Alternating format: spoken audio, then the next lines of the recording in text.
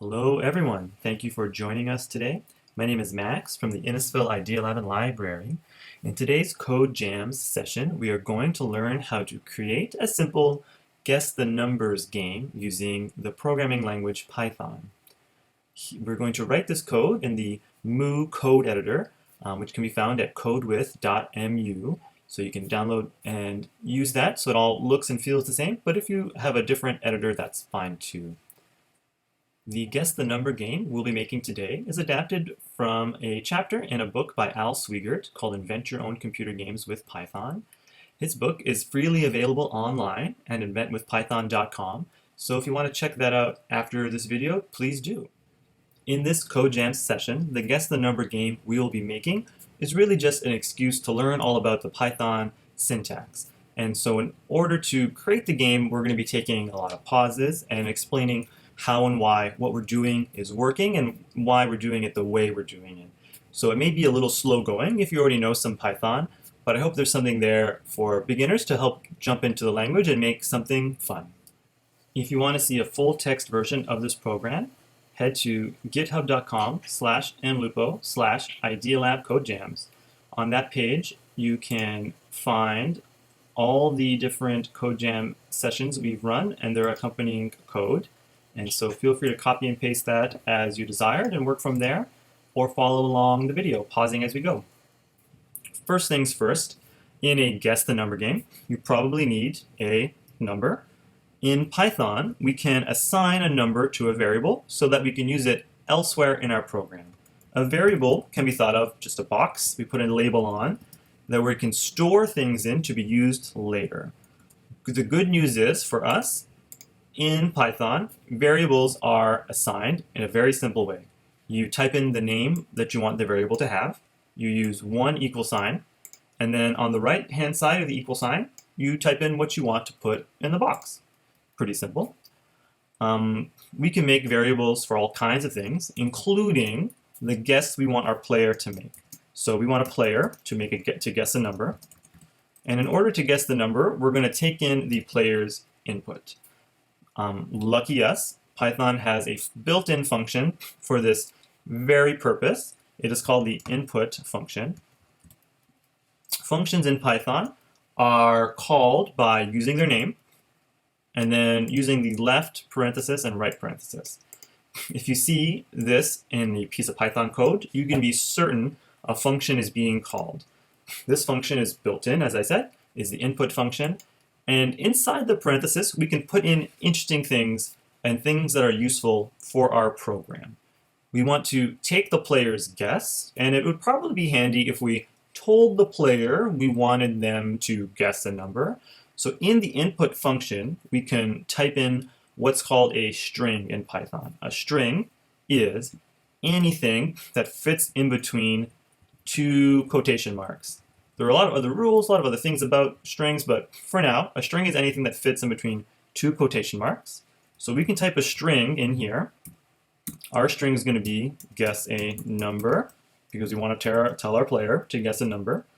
So even though we use the word number here and the word number here, they're different. This is just the content of like a sentence, whereas this is the variable. Anything inside the quotation marks isn't considered something that you're going to run as a variable or even as a function. It's just words. These are just words inside these quotation marks. So the player guesses something. What are they going to guess? We want them to guess a number. Great. Right now, we can test this out without making the program any more complicated. Another built-in function is the print function. This takes in any sort of content and then prints it out as long as it's all the same type. And so the number 5 is the number 5.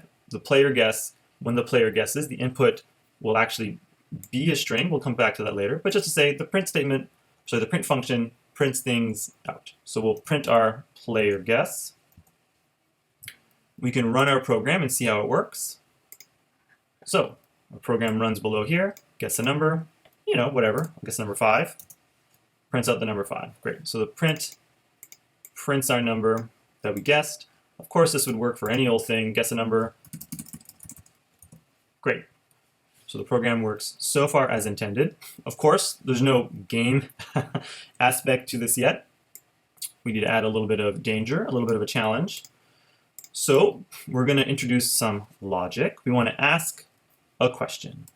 If the player guess, which is our variable, player guess, is equal to the number, then we're going to do something else. So a lot of stuff happening here. The if statement gives us the opportunity to ask a question.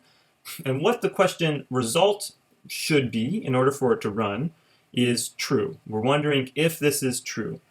If the player guess is equal to the number, that would be a true statement.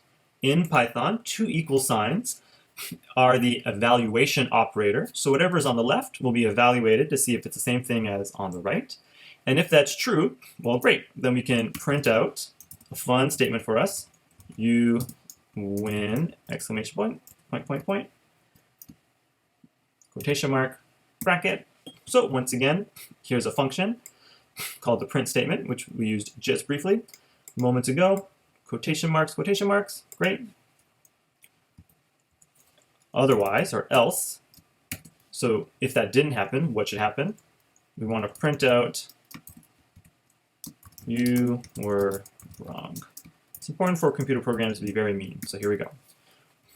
Some other secrets to what we've just done here.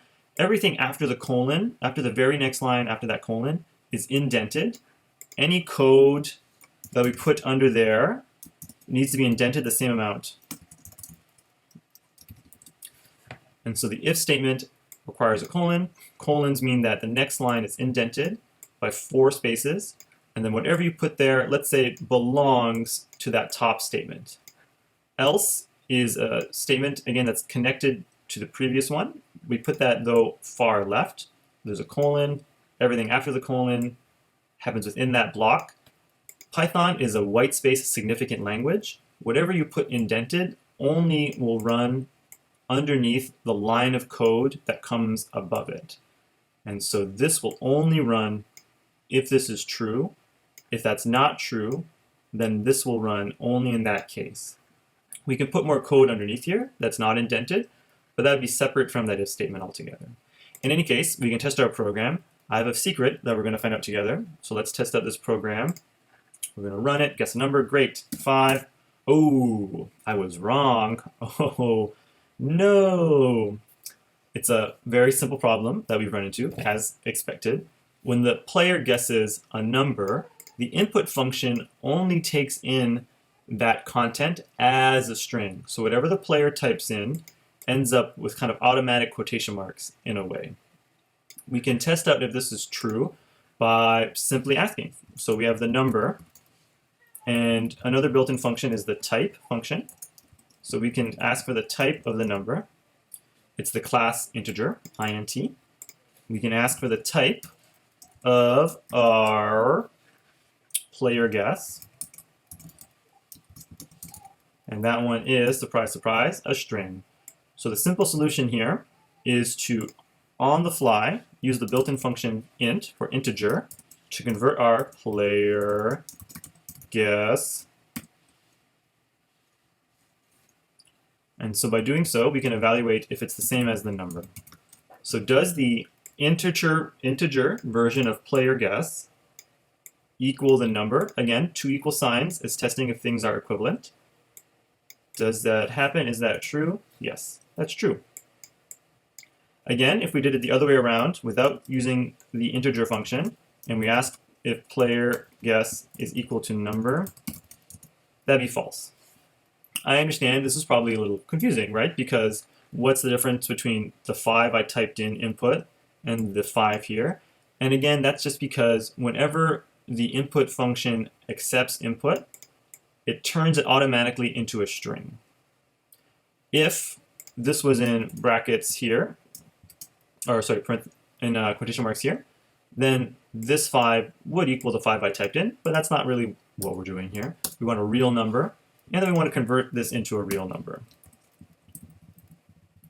So if it's an integer, and then as the kind of help here it demonstrates, returns an integer constructed from a number or string x. Our string is 5, so it converts the string 5 into the integer 5. Great. So again, this is a function. we do it with we start with an open bracket.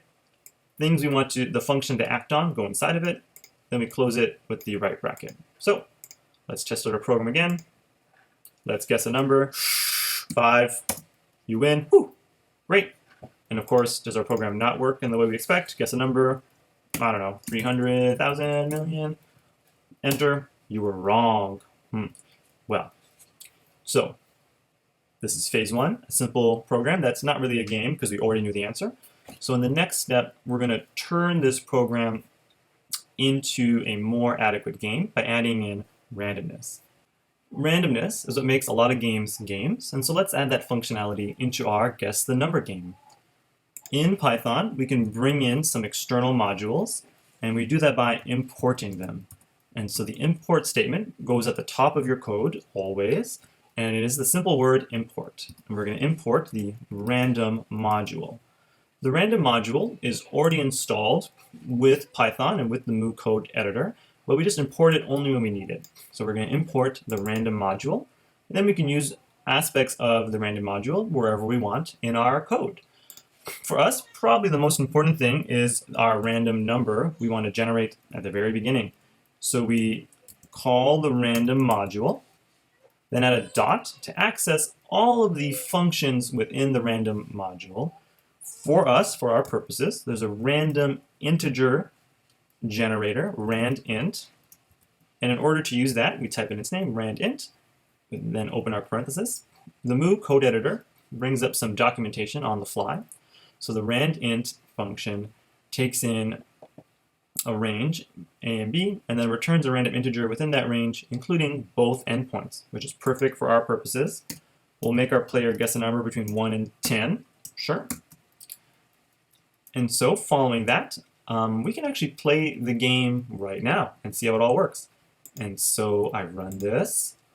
Cool, guess a number 7. I was wrong. That's to be expected. I only had one guess. It's a pretty hard game as it is. So we're going to build in some functionality in order to make it more possible to play the game. Here we go. First things first, the player only has a certain number of tries. The number of tries is kind of up to you. Let's start with 4.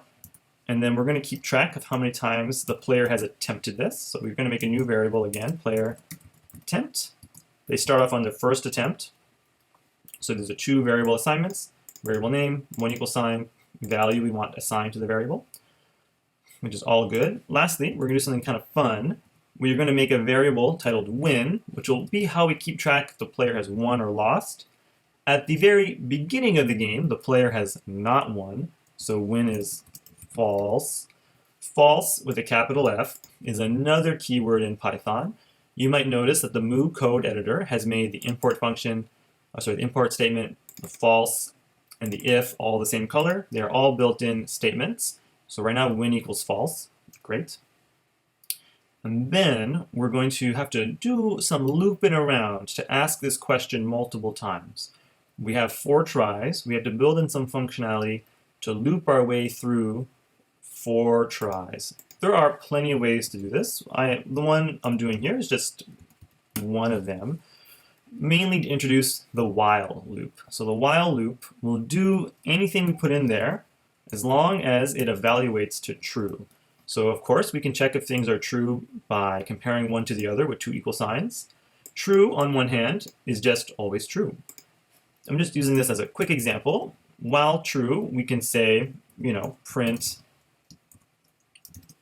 hello. And since true is always true, and since the while loop will loop as long as whatever's here is true, well, what's going to happen? Guess a number, because that's earlier in our code. Hello, hello, hello, hello, hello, hello, hello, hello. And it's going to keep on doing that basically forever, or until the computer runs out of memory, because it's never going to stop. True will always be true. It's always going to print hello, so we got to stop it on our own. We can make our function a little more, our while loop a little more useful for us just by checking things out. So while the player attempt is less than, there's our less than sign. You might remember from math class. So while the player attempt is less than or equal to the number of tries, because we're going from 1 to 4 here, Then, whatever we put inside this function will run as long as that's true. So the first thing we have to do, because we can't forget this part, we got to take this player guess out of here, because we're going to only give the player chances to guess while they still have tries. So we put that guess here. Just like the if statement, everything inside the while block here is indented 4 spaces. And that's how Python knows that we only want this code to run while this is happening. If we put it on the outside, it'll run when the while loop is done, or if we put it above, it'll run in that way. But we really only want this to run while that's true. And actually, the same thing for all of this situation over here. We only want the player to know they won or know they were wrong while they're still guessing, while they still have tries. So in the Moo code editor, lucky for us, we can drag our selection over all our code, press the tab button once, and it'll automatically do the indentation properly. And again, this is because in Python, the white space is significant, and if you don't indent things in this way, in this program, then they won't be running as we expect them to. Feel free to experiment at home, making all kinds of different mistakes, and see what happens when we don't do things in this particular way. And so there's a few things we need to add now into our game. First things first, if the player does guess the number, well, that means they win, right? So we need to make win equal true. We assign that with one equal sign again. And essentially, we're just overwriting that variable. If the player gets it wrong, then we need to increase the number of attempts they made. In this case, the way that we've made our code, the player attempt doesn't increase on its own. So what we're going to do is add to it and make it equal one more. And so this is a little shortcut in Python. What it means is add the number on the right and then give that to the player attempt. And so player attempt plus 1 is 2, player attempt plus 1 is 3. And so it equals a new variable, adding to it the number on the right. And of course, I was wrong. Oops. At the very end of the game, we need to see if we won or lost. So if we won, in Python, we can check to see if things are true by comparing them, as we did. But also, if whatever's here is just true, well, we can just say if true or false. If win is true, then do what's next. We're going to print congrats, you are totally right. So again, we're printing something out. It's a string inside quotation marks. The print is a function, which means it begins and ends with a parenthesis. Else, if win was false, then we print why were you so wrong? Again, it's very important for computer programs to be a little spicy, a little mean. Anyway, and so if we win, we don't want to have to wait for all this code to keep on running and keep on guessing if you won. So we're going to break right out of the loop. The while loop, as we've built it, can only end in 2 ways. It can only end if your number of attempts has exceeded the number of tries, because it only runs while it's less than or equal to the number of tries. Or if you got it correct, we don't want to have to wait for you to keep on guessing. We just break out of there. We break out of the while loop, and it will automatically go to the next block of code here. Since this is indented all the way to the left, this will run as soon as the while loop is over. These indented blocks only run inside the while loop, and all this code here just runs at the beginning of our program. So quick recap. We import the random module. We use a function from that module to pick a random number between, in our case, 1 to 10. The player has 4 tries. They start on their first attempt. The game begins without the player having won, of course. And then while the player's attempts are less than or equal to the number of tries, we take in a guess. If that guess equals the number, congrats, they win. We break out of the loop. Else, they've guessed so many times, got so many wrong answers, then they lose here. And so maybe we'll just make that more clear. You lose. Very neat program. Okay, so let's give this a run and see how it does. Guess a number. I don't know, 6. I was wrong. 3. I was wrong. 9. I was wrong. 6. Wait, oh, no. 5. I lost. Why was I so wrong? One more time. Here we go. Guess the number 8. I was wrong. 5. I was wrong. 6. I I was wrong. 3. One more try. One more try. Here we go. 5, 4, 3, 9. Whew, great. You win. Woo, congrats. You were totally right. That's great. So our game works, which is great, but it's still a little on the hard side. Hard to know if you're warmer or colder because the program doesn't tell you if you were close or not. It just tells you you were wrong. So in the next phase, we're going to make our program a little nicer. We're going to make it tell us if our guess was too low or too high to make it overall easier to, win the game. To make the code better and a little nicer, let's start by making it a little more personal. Let's take in the player name, and we'll get the player to put in their own name. So player name equals input. Hello, friend. What is your name? I like to put a space after that, so the input they type is one space later. So that's a string we put in quotation marks inside the input functions brackets.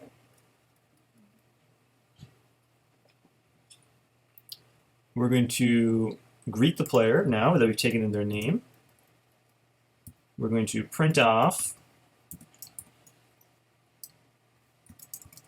hi there. And the way we're going to do this is not the best way to add strings together, but it's fine for now. So hi there, space, quotation mark, and we're going to add to that string our player name. And then we're going to add to that a little bit more. Put a little comma there, space. Guess a number from 1 to 10. Question mark. So again, this is not the best way to put a string in the middle of another string, but here's the variable name, and we're adding that on either side to our first little string, hi there, then our last little string, guess a number from 1 to 10. That's fine. That's the way we'll do it. Not a big deal for now. And so we can put a little reminder here for us. In Python, anything after the pound sign or the hashtag symbol is a comment and is not read as code. And so we just want to remind ourselves that what's happening here in the code, and this is really just a way to show us a comment. So we're going to say random number generated here. We can add comments like this all throughout our code just to remind us what's going on. And so from here on out, there's really only 1 or 2 major changes, and it really all comes down to the player guess. We're going to check if the player guess equals the number, if it's less than the number, or it's greater than the number. So we're going to be checking player guess quite a few times.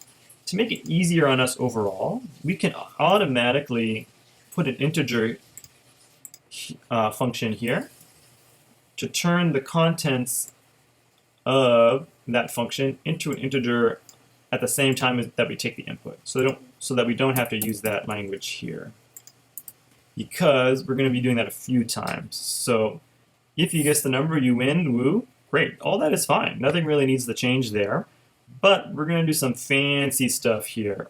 We're going to not only do something else that was false, we're going to say else that was false, and then if something else was true, if the player guess is less than the number, then we're going to do something fun. So I'll add another comment here just as a reminder. This is a fancy way to say else if. So maybe potentially confusing. I would totally understand if that's the case. We're asking something if it is true, and then only else that is not true, we'll see if this other thing is true. So this will still only run if the player did not guess the number. If that's false, this will run only in that case. And then we're asking another question. If it's less than the number, yes, they were still wrong, but now maybe we can be a little more polite. Oh, sorry. That was too low. And then, of course, we incremented there. That's great. We can just copy this little block of code, what we're going to do is very similar, just below. So copy and paste that to here. Else if the player guess is greater than the number. Oh, sorry, that was too high. That's really it. A few extra lines of code, and the game's a little nicer. And we can do some other fun stuff here. Congrats. Well, who? Congrats. Player name. You were totally right. Ooh, ouch.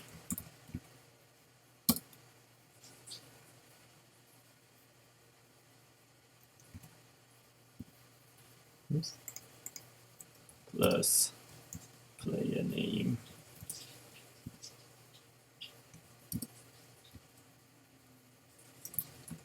You lost sad face. And so that's really it for phase 3. All we did was increase the logic here a little bit by seeing if the player guess was less than or greater than the number, and then informing our player accordingly. And then we asked for the player's name. So player name, again, was a variable that we assigned to the result of the input. And then that happens there. And so if you want to be extra nice to the player, we can do one more print statement. We can say print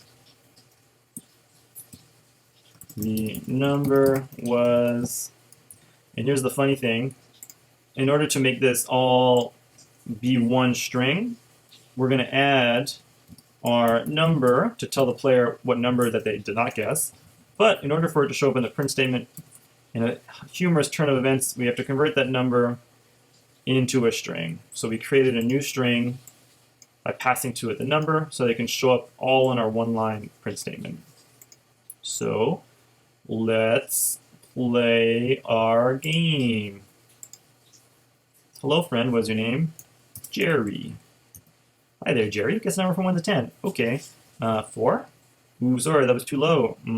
8. That was too low. 9. That was too low. 10. Congrats, Jerry. You were totally right. Woo, that's nice. So maybe with the additional feedback from the program, maybe 4 guesses is too much. I think that 3 guesses. Try one more time. Hello, friend. What's your name? Louis. Hi there, Louis. Guess a number from 1 to 10. 9. That was too high. 4. Wow, second guess. Great, I was totally right. I just want to lose the game once, make sure it all works properly. Lori.